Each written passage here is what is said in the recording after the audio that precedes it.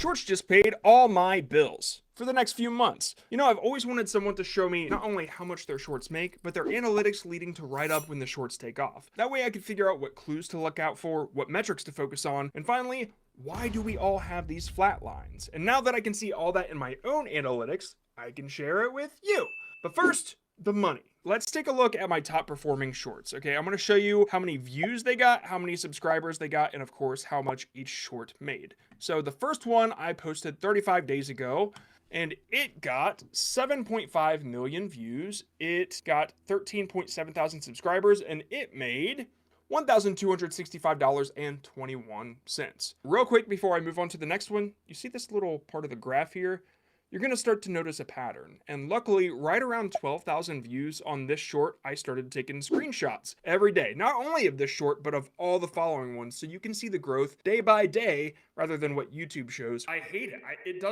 This doesn't help me. All right, on to the next one. The second one got 5.9 million views. It got 22.4 thousand subscribers, and it made $733.63.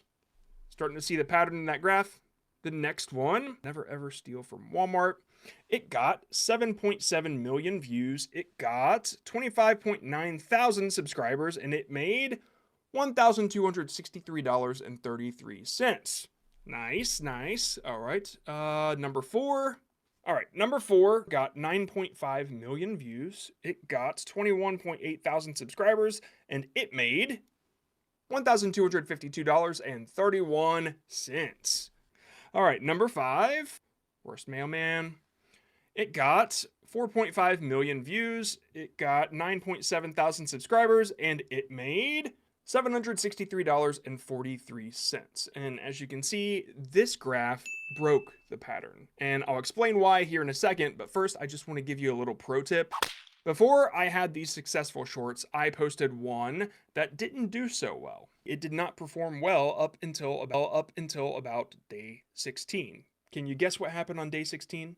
Day 16 was the day that my first short went viral, and after that you can see it dramatically increased. And it wasn't only the views that went up, it was the impressions. So YouTube was giving this one more of a chance after it felt like it knew my audience. All that to say, don't delete your old shorts, especially if you haven't switched a niche, because they all have the potential to do better once YouTube finds your audience. Let's jump into the analytics. What I really want to show you is what growth looks like before it happens. Like I said before, I took screenshots of all these videos. This was the first screenshot I took. It was the first video. I saw 12K. I got super stoked. I'm like, maybe I should document this, and I'm glad I did. Okay, so this is when I noticed a flat line between 11,000 and 12,000, which I had never seen before. I had seen plenty of 1,000 flat lines because that's what all my videos would do, and I know that the flat lines exist at 500 as well. Everybody experiences them. Let me explain why they happen, and then I'll show you what it looks like when a short beats a flat line. Okay, so flat lines happen when YouTube stops giving your video impressions long enough to where it can analyze the results of the impressions it just gave your video. So it'll give you enough impressions to get your video up to 100 views, just as an example. And then it'll stop and it will analyze the results. And if your video did good enough to get more impressions, then it'll give you enough to get you up to 500. And then there's the next level where you have the opportunity to flatline or move up. And so if your video did well enough, if people watched it long enough, if it got enough engagement, then YouTube will give you enough impressions to get it up to 1,000. And then it'll stop or it'll keep going, and so on and so on. So once this one hit the 11,000, 12,000 flat line, I figured that that's where it would stay. I was happy with it, and I decided to move on to the next video, which is what you should always do. Don't dwell on the results of one. It'll just slow you down. So when I was making my next one, the first one shot up to 20,000 views, and it tested there for a couple hours, and I guess the results were fine because then it shot up after that.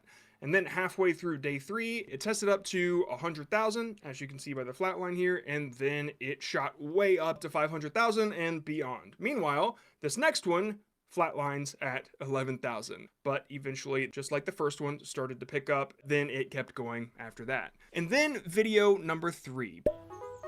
Basically the same thing, it flatlined at around 11,000, except this time it picked up way earlier. And then by the end of day 2, it was at like 75,000 views. At that point, I went to sleep and I woke up the next day and it was at like 200.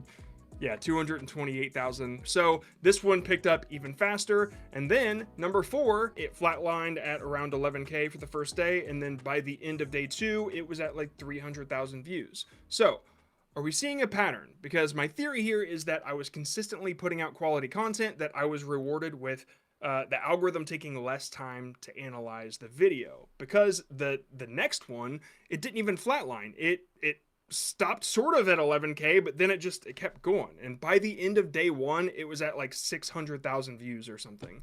But that's when things slowed down because I stopped posting consistently. I was doing these little 4-day increments, and then I had a lot going on, and it took me 9 days to post the next one. And as you can see here, it's been 11 days since I posted that, and it has flatlined big time at around 45,000. It's important to note that this video had a similar length to the others. It had an even better average view duration, it had a great swipe rate, and it had a really good like to dislike ratio relative to the others. Every now and then it'll give it like a little boost just trying something, but it doesn't want to waste the time on me if I'm not gonna post another thing. If you stay consistent long enough, you can get rid of the flat line altogether. And so I was thinking, man, I wish I had more data to look at. Like, I would love to see a channel that posts consistently to see if they have a flat line or not. And then I thought, wait, I have access to vidIQ's analytics. So I jumped in there, and I guess I can show it. Sure enough, there is no flat line on any of these. I'm just looking back through the past week, 2 weeks. Yeah, nothing ever really flatlines. It just has like a little bit of a slow growth, but that's it. And since it's been almost 2 weeks since I posted that video, I guarantee the next one I post, the flat line will be back. So we understand what the flat line is, we understand how to get rid of it, and we know how to bring it back. Now I want to talk about shorts don't make money. I understand that it takes a lot of views to make money on shorts, and I'll get to that here in a second. But I saw this comment on Reddit that said, what people don't realize is that shorts only make pennies per view. That's just not true. If it was, I would have made $100,000 off those 5 shorts. What they probably meant was per 1,000 views. And even so, still wrong. Because like my niche, it's between 17 and 25 cents per 1,000 views. And when you hit a certain threshold, it lowers as the views get higher. So it bottoms out at about 13 cents per 1,000 views. So it kind of averages out to be between $160 and $200 per million views, which I understand seems like a lot of views for not a lot of money. I thought the same thing.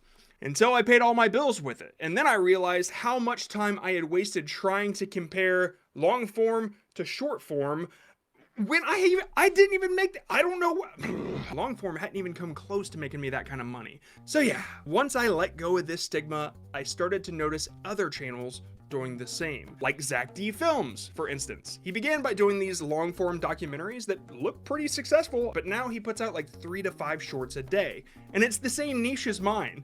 How does he do it? He has like 30 animators working with him. And he's still hiring. The guy, he saw the potential in shorts, and he built a shorts empire. Well, I'm gonna do the same. I've actually already hired my first animator. Don't let someone who says it's not worth it stop you from finding something's worth. The point is, I like shorts. They're neat. But you can't just be whipping out million-view shorts. You know, it takes practice. You gotta learn a few things. Things that can be learned in this video right here. Get it? Because I'm pointing with... Watch the video, and I'll see you in the shorts feed.